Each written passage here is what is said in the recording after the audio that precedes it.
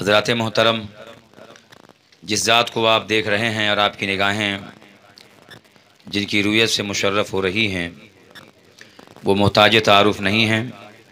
وجہ یہ ہے کہ یہ غوث العظم کی اولاد میں سے ہیں، غوث اعظم کی نسل پاک میں سے ہیں۔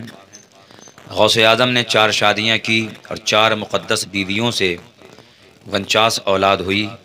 ان میں سب سے بڑے حضرت سید سیف الدین عبد الوہاب جیلانی رضی اللہ تبارک و تعالیٰ عنہ ہیں۔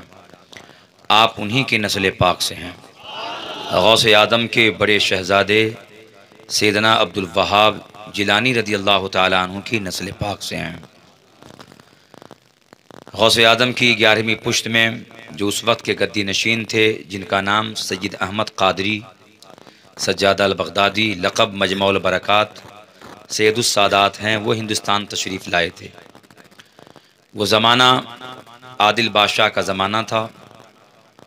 انہی کے دور حکومت میں انہی کے علاقے میں آپ کا ورود مسعود ہوا۔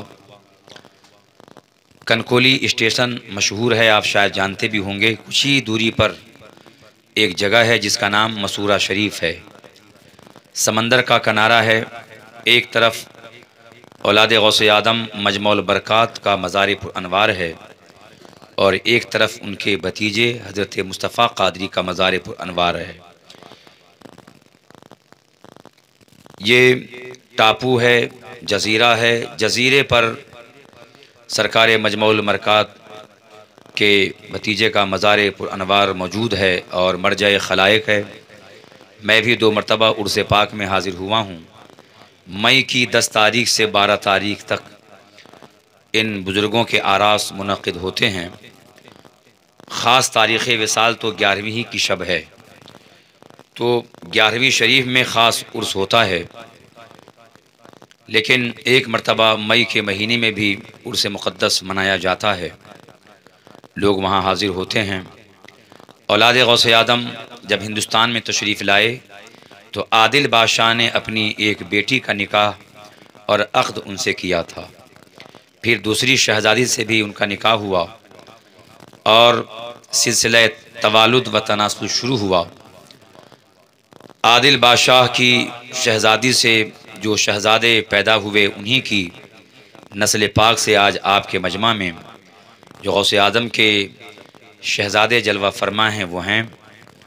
غوث العظم کے شہزادوں میں سے ایک شہزادے ہیں، بچپن سے ہی متقی پرہیزگار ہیں، علماء جانتے ہیں، اویس میاں قبلہ بھی جانتے ہیں اور آپ میں سے بہت سارے حضرات جانتے ہیں جنہوں نے ہمیں دعوت دی ہے۔ علامہ مولانا محفوظ صاحب قبلہ وہ بھی بخوبی حضرت کو جانتے اور پہچانتے ہیں۔ مہاراشٹر میں بہت دنوں تک انہوں نے خدمت کی ہے، خاندیش میں امامت فرماتے تھے۔ انہوں نے بھی اولاد غوث العظم کی زندگی کو دیکھا ہے اور ان کی سیرت سے واقف ہیں، تو زیادہ کچھ بتانے کی ضرورت نہیں ہے، کیونکہ مومن کا دل مثل آئینہ ہوتا ہے۔ جب ہم اپنے دل سے کسی بات کو پوچھتے ہیں تو دل ہمارا صحیح رہنمائی کرتا ہے۔ آپ چہرہ مقدس کی زیارت کر رہے ہیں، دل آپ کا کہہ رہا ہوگا کہ یہ کون ہیں، کیسی ذات ہیں اور یہ کیسی شخصیت کے حامل ہیں۔ آپ حضرات کے لیے اتنا کافی ہے کہ میں اگر ان کے لیے کچھ نہ کہوں، تعارفی جملے بیان نہ کروں، کیونکہ یہ ان ذوات میں سے ہیں جو تعارف کے محتاج نہیں ہیں، بلکہ جو ان کا تعارف کراتا ہے وہ مشہور ہوتا ہے، جو ان کی خوبیاں بیان کرتا ہے وہ عزت پاتا ہے، کیونکہ ان کی رگوں میں غوث العظم کا خون موجود ہے۔ ہم سنیوں کے لیے اتنا ہی کافی ہے کہ ہمیں معلوم چل جائے کہ یہ اولاد غوث اعظم سے ہیں، تو ہمارے لیے یہ نہیں بلکہ ان کی پیر کی جوتیاں سر کے تاج ہیں۔ حضرات محترم، غوث العظم پیر ماں پیر جہاں سے اگر کسی انسان کو نسبت حاصل ہو جائے تو یہ بڑی بات ہے، اور غوث العظم سے نسبت بڑی چیز ہے۔ ان کے در والا سے نسبت حاصل ہو جائے، وہاں کی خاک سے نسبت مل جائے تو یہ بھی عظیم بات ہے۔ چنانچہ ایسی ہی نسبت پر اپنے وقت کے مجدد اعظم اعلیٰ حضرت فرماتے ہیں یا غوث اعظم تجھ سے در سے سگ سے ہے مجھ کو نسبت۔ سگ کا مطلب ہوتا ہے کتا۔ غوث اعظم کی بارگاہ میں کیا عریضہ پیش کرتے ہیں امام احمد رضا؟ تجھ سے در سے سگ سے ہے مجھ کو نسبت، میری گردن میں بھی ہے دور کا ڈورا تیرا۔ ذرا نسبت دیکھیے، عرض کرتے ہیں سرکار غوث اعظم آپ جہاں رہتے ہیں آپ سے قریب آپ کا در ہے، اور در سے قریب لنگر خانہ، وہاں ایک کتا رہتا ہے جو آپ کے در والا سے قریب ہے، اس کتے سے مجھے نسبت حاصل ہے۔ یہ وسیلہ در وسیلہ نسبت ہے، ڈائریکٹ نہیں، فرماتے ہیں وسیلہ در وسیلہ۔ تجھ سے در سے سگ سے ہے مجھ کو نسبت، میری گردن میں بھی ہے دور کا ڈورا تیرا۔ اس نشانی کے جو سگ ہیں نہیں مارے جاتے، حشر تک میرے گلے میں رہے پٹا تیرا۔ تو نسبت اس دور کی ہو تو اس پہ فخر کرتے ہیں مجدد اعظم۔ تو آپ اندازہ لگاؤ اے حیدرآباد کے سنیوں، خوش عقیدہ مسلمانوں، کہ آپ کے درمیان میں کون آئے ہیں؟ وہ آئے ہیں جن کی رگوں میں غوث اعظم کا خون موجود ہے۔ تو بتاؤ اگر جسے ایسی نسبت مل جائے انہیں کس قدر فخر ہونا چاہیے کہ دامن مل جائے اولاد غوث اعظم کا، کہ جن کی رگوں میں غوث اعظم کا خون موجود ہے، تو پھر اس نسبت پہ آپ کی نسلیں فخر کریں گی۔ حضرات محترم، غوث اعظم رضی اللہ تبارک و تعالی عنہ کو اللہ نے سارے ولیوں میں بے مثال بنایا۔ غوث پاک کی طرح کوئی ولی نہ پیدا ہوا ہے، نہ قیامت تک کوئی پیدا ہونے والا ہے۔ سادات کا مجمع ہے، یہاں پر ایک ولی کامل کے شہزادے تشریف فرما ہیں، غوث اعظم کے لاڈلے جلوہ فرما ہیں، شہباز دکن کے شہزادے اویس میاں قبلہ بھی جلوہ فرما ہیں، جن کے نورانی بیان سے آپ مستفیض ہو رہے تھے اور اپنے قلب کو مستنیر کر رہے تھے۔ یہ علاقہ دکن کا علاقہ حضرت شہباز دکن کی خدمات سے مزین ہے، بچہ بچہ ان کی خدمتوں کا قائل ہے، زمانہ قیامت تک ان کی خدمتوں کو بھلا نہیں سکے گا۔ ان کا احسان ہے اہل سنت و جماعت پر، جنہوں نے آپ کو بتلایا اور جو ارشاد فرمایا اور جو آپ نے عمل کیا، وہ ہمارے لیے آپ کے لیے مشعل راہ ہدایت ہے۔ آپ ان پہ عمل کریں اور چلے، انشاءاللہ تعالی دونوں جہان میں کامیابی ملے گی۔ وہ جہاں جاتے تھے اپنے گن نہیں گاتے تھے، ہر جگہ مفتی اعظم کے نعرے لگاتے تھے، اعلیٰ حضرت کے نعرے لگاتے، حضور تاج الشریعہ کے تذکرے کرتے تھے۔ بیلی شریف ہمارا مرکز ہے، مرکز ہمارا بریلی شریف ہے، یہی آپ ہر جگہ ارشاد فرماتے تھے۔ میری بھی ملاقاتیں ہوئی ہیں، میں نے بھی قریب سے ان کو جانا اور پہچانا ہے۔ حضرات محترم، اولاد غوث اعظم آج پہلی مرتبہ اس شہر میں جلوہ گر ہوئے ہیں، تو میں بہت کچھ آپ کے سامنے ان کے تعلق سے رکھنے والا تھا، لیکن ان کی موجودگی میں ان کا تعارف کراؤں یہ تو ہو نہیں سکتا ہے۔ غائبانہ میں ان کے نہ رہتے ہوئے بھی اگر کچھ باتیں میں عرض کر دیتا ہوں تو خبر ملنے پر وہ غصہ ہوتے ہیں، تو پھر ان کی موجودگی میں میں ان کی خوبیوں کو آپ کے سامنے کیسے پیش کر سکتا ہوں؟ مگر ہم سنی بڑے ہوشیار ہیں، ہمیں معلوم ہے کہ یہ نسبت ہمارے لیے کافی ہے کہ یہ اولاد غوث الورا ہیں، اولاد غوث اعظم ہیں۔ میں ایک بات عرض کروں کہ غوث اعظم کو اللہ نے بے مثال ولی بنایا، کوئی آپ کی طرح ولی نہ پیدا ہوا ہے نہ قیامت تک پیدا ہونے والا ہے۔ اعلیٰ حضرت عظیم البرکت فتاوی رضویہ جلد نمبر 12 میں بہجت الاسرار شریف کے حوالے سے دو ولیوں کے فرمان کو لکھتے ہیں۔ ایک حضرت شیخ ابو بکر حریمی رضی اللہ تعالی عنہ ہیں، اور ایک حضرت ابو عمرو عثمان شریفینی رضی اللہ تعالی عنہ ہیں۔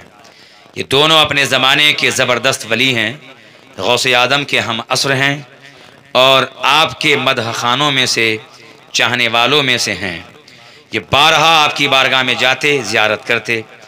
دونوں ایک مرتبہ گئے، غوث اعظم کی زیارت کی اور پھر صحن میں آئے، اور دونوں نے ایک دوسرے کے چہرے کو دیکھا اور دونوں نے ایک ساتھ میں قسم کھائی، واللہ ما اظہر اللہ ولا یظہر الی الوجود مثل الشیخ محی الدین عبد القادر الجیلانی۔ اللہ کی قسم، اللہ نے نہ ایسا ولی ظاہر کیا ہے اور نہ ایسا وجود ظاہر کرے گا جیسے کہ محی الدین شیخ عبد القادر غوث العظم جیلانی ہیں۔ ایسا ولی اللہ نے نہ پیدا کیا اور نہ قیامت تک کوئی ایسا ولی ہونے والا ہے۔ انہی دونوں بزرگوں کے قول کو اعلیٰ حضرت نے اپنے دو مصرے میں یوں پیش فرمایا ہے: با قسم کہتے ہیں شاہانے شریفین و حریم، با قسم کہتے ہیں شاہانے شریفین و حریم، کہ ہوا ہے نہ ولی ہو کوئی ہمتا تیرا، کہ ہوا ہے نہ ولی ہو کوئی ہمتا تیرا۔ غوث اعظم کی طرح نہ کوئی ولی پیدا ہوا ہے اور نہ قیامت تک کوئی پیدا ہونے والا ہے۔ ان کی خوبیاں مسلم ہے، ہر ولی نے آپ کو عقیدت سے جانا، احترام سے آپ کے سامنے اپنی گردن کو جھکایا۔ شرق و غرب میں کوئی ولی ایسے نہ ہوئے جو آپ کی عظمت کے آگے اپنی گردن کو نہ جھکایا ہو۔ دنیا کے سارے ولیوں نے اپنی گردن کو خم فرمایا غوث اعظم کے لیے۔ غوث اعظم کا گھرانہ پورا کا پورا گھرانہ ولیوں کا گھرانہ ہے۔ غوث اعظم کی چاروں مقدس بیویاں ولیہ کاملہ ہیں، آپ جانتے ہیں۔ غوث اعظم کا کہ جد کریم اجداد سارے کے سارے اولیاء ہیں، اور آپ کے نانا جان بھی ولی کامل ہیں۔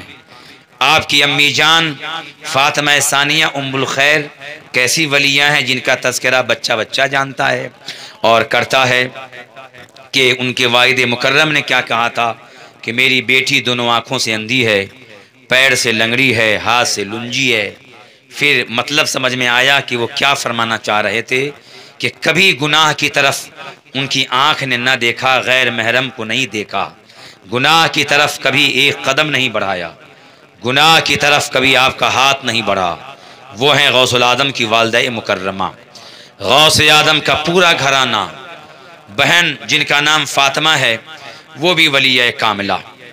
صاحب بہجہ لکھتے ہیں کہ جیلان میں قحط سالی کا دور تھا، بارش نہیں ہو رہی تھی، دعائیں مانگی گئی، بارش نہ ہوئی، استسقاء کی نماز پڑھی گئی، بارش نہ ہوئی۔ لوگوں نے کہا چلو چلتے ہیں۔ غوث اعظم پیر پیراں کی پھوپھی سیدہ عائشہ جیلان میں رہتی ہیں، ان سے دعا کروا لیں کہ بارش ہو جائے۔ سب پہنچے، رونے لگے، عرضی لگائی کہ عرضی پیش کی کہ دعا فرما دیں کہ بارش ہو۔ آپ نے کوئی جواب نہیں دیا۔ گھر میں گئی، جھاڑو اٹھایا، آنگن کو صاف کیا، پھر آسمان کی طرف دیکھا اور کہا یا ربی انا کنست فرش انتا، اے رب میں نے جھاڑو لگا دی ہے تو تو پانی چھڑک دے، اتنا کہنا تھا کہ جمع بارش ہونے لگی۔ اے میرے رب میں نے صفائی کی ہے، اب تو پانی گرا دے، کہنا تھا کہ بارش ہونے لگی۔ بزرگوں نے نمازیں پڑھی، دعائیں مانگی، مگر بارش نہ ہوئی۔ غوث اعظم کی پھوپھی نے اتنا کہا تو جھما بارش ہونے لگی۔ پورا گھرانہ ولیوں کا گھرانہ ہے، اللہ نے ایسا بے مثال بنایا۔ خطاب فرما رہے تھے، منبر پہ جلوہ فرماتے، 70 ہزار کا مجمع ہوتا تھا، اور کبھی کبھی آپ کی تقریر کو لکھنے کے لیے 10 ہزار قلم اور دوات ہوا کرتے تھے۔ جو مجمع میں ہوتا وہ بھی سنتا تھا، اور جو اپنے ملک میں جہاں ہوتا تھا وہ وہی غوث اعظم کی تقریر کو سماعت کرتا تھا۔ کسی بھی خانقاہ میں اولیاء اللہ چاہتے کہ بغداد والے پیر کا خطاب ہونے والا ہے تو فرماتے اے میرے مریدو، جن کو شیخ عبد القادر غوث العظم کا بیان سننا ہے، میں دائرہ کھینچتا ہوں، دائرے کے اندر آ جائے تو یہیں بیٹھ کر بغداد والے پیر کی تقریر سن سکتا ہے۔ تو جہاں جس ملک میں جو ہوتا تھا، اللہ کا ولی وہیں پہ بیٹھ کر بغداد والے پیر کی آواز کو اپنے گھر میں خانقاہ میں سنا کرتا تھا۔ یہ بیان غوث اعظم کا ہوتا تھا۔ اور صاحب بہجۃ الاسرار لکھتے ہیں، جتنا مجمع انسانوں کا ہوتا تھا ان سے کہیں زیادہ جناتوں کا مجمع آپ کی محفل میں ہوتا تھا، اور رجال الغیب کی جماعت، جنوں کی جماعت، فرشتوں کا گروہ در گروہ ان کی جماعت موجود ہوتی تھی۔ کبھی کبھی زمین پر پیر رکھنے کی جگہ نہیں ملتی تھی کہ قدم کہاں پہ رکھے جائیں۔ یہ عالم ہوتا تھا بغداد معلی میں۔ تقریر ہو رہی ہے اور کیفیت طاری ہوئی کہ امامہ کا ایک پیچ کھل گیا، واس کہتے کہتے امامہ کھل گیا۔ 70,000 کے مجمع میں اولیاء تھے، اصفیاء تھے، علماء تھے۔ انہوں نے سوچا کہ میرے غوث کا امامہ کھل گیا ہے تو میں امامہ باندھ کے بیٹھا رہوں، اس میں ادب نہیں ہے۔ سبھوں نے اپنا اپنا امامہ اٹھایا اور غوث اعظم کے قدم ناز میں رکھ دیا کہ میرے غوث اعظم کا امامہ کھل گیا ہے اور میں امامہ پہن کے بیٹھا رہوں۔ جن کے سر پہ ٹوپی تھی ٹوپی رکھ دیے، ڈھیر لگ گیا۔ جب واعظ و نصیحت کو موقوف کیا غوث اعظم نے، فرمایا خدام سے جن کا امامہ جو ہے انہیں واپس کرو، ٹوپی والے کی ٹوپی دے دو۔ خدام نے سب کو بانٹ دیا، یہ آپ کا لیجئے، یہ ٹوپی آپ کی، یہ لیجئے۔ سارے امامے اور ٹوپیاں سب کے سب جن کے تھے دے دیے گئے۔ اخیر میں ایک سربند باقی رہ گیا، سمجھنے کے لیے سمجھیے دوپٹہ باقی رہ گیا۔ عرض کیا حضور محفل میں کوئی خاتون تو ہے نہیں، تو دوپٹہ کہاں سے آ گیا؟ کہا مجھے دے دو۔ غوث اعظم نے لیا، اپنے دوش اقدس پہ رکھا، رکھتے ہی وہ سربند غائب ہو گیا۔ لوگ پہلے سے حیران تھے کہ کوئی عورت تھی نہیں تو دوپٹہ آیا کہاں سے، اور جب دوش مقدس پہ رکھا تو اچانک غائب کیسے ہو گیا؟ عرض کیا حضور یہ ماجرا کیا ہے؟ تو فرمایا جب میرا امامہ کھل گیا تھا اور تم نے بطور ادب اپنی ٹوپیاں امامے میرے قدموں میں ڈال دیا تو میری بھی ایک بہن بغداد میں نہیں ہے، ملک اصفہان میں رہتی ہے، اس نے وہیں سے دیکھا کہ میرا امامہ کھل گیا ہے تو وہیں سے اس نے اپنا سربند میری محفل میں پھینکا جو یہاں آ کر گرا۔ جب میں نے کندھے پہ سربند رکھا تو میری بہن نے ملک اصفہان سے ہی ہاتھ بڑھایا، اپنا سربند لے لیا۔ اللہ اکبر! یہ گھرانہ کیسا گھرانہ ہے کہ بچہ بچہ ولی کامل نظر آتا ہے۔ پھوپھی کو دیکھو تو ولی کاملہ، بہن کو دیکھو تو ولی کاملہ، غوث اعظم کے بھائی کو دیکھو تو وہ بھی ولی کامل ہیں۔ اکثر لوگوں کو پتہ نہیں کہ غوث اعظم کے بھائی بھی تھے، لیکن سیرت کا مطالعہ کریں، علماء کے قریب رہیں، ان بزرگوں کے قریب میں آئیں گے تو آپ کو سیرت کا پتہ چلے گا۔ غوث اعظم رضی اللہ تبارک و تعالی عنہم کا پورا گھرانہ ولیوں کا گھرانہ ہے۔ ایک مرتبہ حضرت سید جمال اللہ بچپن میں کھیلتے کھیلتے غوث اعظم کی گود میں آ کر بیٹھ گئے۔ غوث پاک کے پوتے ہیں، بڑے حسین ہیں وہ۔ غوث اعظم نے پیار کیا اور فرمایا اے میرے پوتے شہزاد جمال اللہ، تیری عمر بہت لمبی ہوگی، یہاں تک کہ تو قیامت کے قریب تک زندہ رہے گا۔ اس واقعہ کو صاحب مسالک السالکین نے اپنی کتاب میں لکھا اور اسی کے حوالے سے میں نے اپنی کتاب تذکرہ غوث اعظم میں نقل کیا ہے۔ فرمایا کہ تو لمبی عمر پائے گا، قیامت کے قریب تک زندہ رہے گا، یہاں تک کہ تیری ملاقات حضرت عیسیٰ روح اللہ علیہ السلام سے ہوگی۔ جب ملے اللہ کے نبی سے تو انہیں میرا سلام کہہ دینا۔ روایت میں ہے کہ غوث اعظم کے پوتے سید جمال اللہ آج بھی زندہ ہیں اور شہر بستان میں 7 ابدالوں کے ساتھ میں وہ بھی ایک ہیں اور زندہ ہیں حیات ظاہری کے ساتھ میں۔ یہ گھرانہ ولیوں کا گھرانہ ہے، بڑی شان کے مالک ہیں۔ غوث اعظم کی طرح اللہ نے کوئی ولی نہیں بنایا۔ اعلیٰ حضرت کہتے ہیں واہ کیا مرتبہ اے غوث ہے بالا تیرا، اونچے اونچوں کے سروں سے قدم اعلیٰ تیرا، سر بھلا کیا کوئی جانے کہ ہے کیسا تیرا، اولیاء ملتے ہیں آنکھیں وہ ہے تلوا تیرا۔ اولیاء اللہ کی شان اتنی بلند و بالا ہے کہ حدیث مصطفیٰ ہے جسے ابن ماجہ نے ابن ماجہ صفحہ 282 پر نقل فرمایا کہ میرے آقا سرور کائنات خانہ کعبہ کا طواف فرما رہے تھے۔ عبداللہ بن عمر رضی اللہ تعالی عنہ روایت کرتے ہیں کہ میرے دل میں خواہش ہوئی کہ میں حضور کو دیکھوں، تڑپ پیدا ہوئی تو باہر نکلا، ڈھونڈا، سرکار کو کہیں نہیں پایا۔ میں حرم پاک میں گیا تو دیکھا کہ حضور کعبہ کا طواف کر رہے ہیں اور حضور کچھ فرما بھی رہے ہیں، ما اطیبکا و اطیب ریحکا ما اعظمکا و اعظم حرمتکا والذی نفس محمد بیدی لحرمت المؤمن اعظم عند اللہ حرمتا منکا۔ یہ ابن ماجہ صفحہ 282 پر ہے۔ نبی فرما رہے تھے اے کعبہ تو کس قدر پاکیزہ ہے، تیری خوشبو کس قدر پاکیزہ ہے، اور تو کس قدر بلند ہے، تیری عظمت حرمت کتنی بلند ہے۔ لیکن اے کعبہ، جس ذات کے قبضے میں میری جان ہے، اے کعبہ، اللہ کی بارگاہ میں تیری عزت و حرمت سے زیادہ ولی کی عظمت و حرمت ہے، تیری عزت سے زیادہ رب کی بارگاہ میں ولی کی عظمت و عزت ہے۔ اس حدیث پاک سے صاف ظاہر ہے کہ کعبہ سے زیادہ بلند و بالا مرتبہ اللہ کی بارگاہ میں ولیوں کا مرتبہ ہے۔ اے حیدرآباد کے خوش عقیدہ مسلمانوں، دل میں بیٹھا لو، ذہن نشی کر لو کہ کعبہ سے زیادہ بلند و بالا مرتبہ اللہ کی بارگاہ میں اللہ کے ولیوں کا ہے۔ یہی وجہ ہے کہ کعبہ کبھی کبھی اللہ کے ولیوں کے دربار میں زیارت کے لیے آیا اور جایا کرتا ہے، کیونکہ مرتبہ کعبہ سے زیادہ ولیوں کا ہے۔ چنانچہ یہ مسئلہ کتابوں کے اندر موجود ہے۔ چنانچہ شامی جلد نمبر 1 صفحہ 312 پر ہے، اذا رفعت الکعبۃ عن مکۃ لزیارت اصحاب الکرامۃ ففی تلک الحالۃ ذات الصلاۃ الی ارضها، یعنی مسئلہ چھڑا کہ کعبہ اگر ولیوں کی زیارت کے لیے مکہ چھوڑ دے، اپنی زمین کو چھوڑ کر کہیں چلا جائے، نجف اشرف میں چلا جائے، کربلائے معلیٰ میں پہنچ جائے، بغداد معلیٰ میں آ جائے، اجمیر معلیٰ میں آ جائے، مہارا مطہرہ شریف میں آ جائے، دہلی میں آ جائے، بریلی شریف میں آ جائے اللہ کے ولیوں کی زیارت کے لیے، تو نمازی نماز میں رخ کدھر کرے گا؟ جب کعبہ مکہ شریف میں نہیں رہے گا تو رخ کدھر کیا جائے گا؟ تو سارے فقہا نے بالاتفاق یہ مسئلے پر اتفاق کیا کہ اذا رفعت الکعبۃ عن مکۃ، جب کعبہ اٹھا لیا جائے مکہ سے، لزیارت اصحاب الکرامات، اصحاب کرامات ولیوں کی زیارت کے لیے، تو نمازی نماز کعبہ کی زمین کی طرف رخ کر کے پڑھے گا۔